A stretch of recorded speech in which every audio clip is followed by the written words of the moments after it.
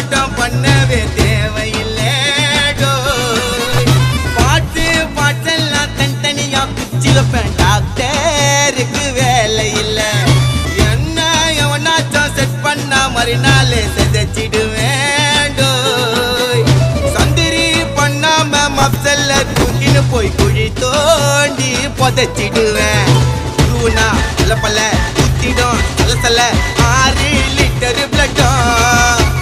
தின்னச்சா கொல கொல முகத்தச்சா தல என்ன தொட்டா கண்டா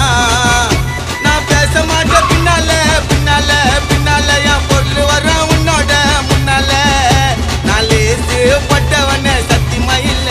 நான் திண்டு போட்டு வாழ்ந்தவன்டா தொட்டி உள்ள கர்ண கபாலம் பொழுந்துக்கும் அவ போல பான்னு திறந்துக்கும்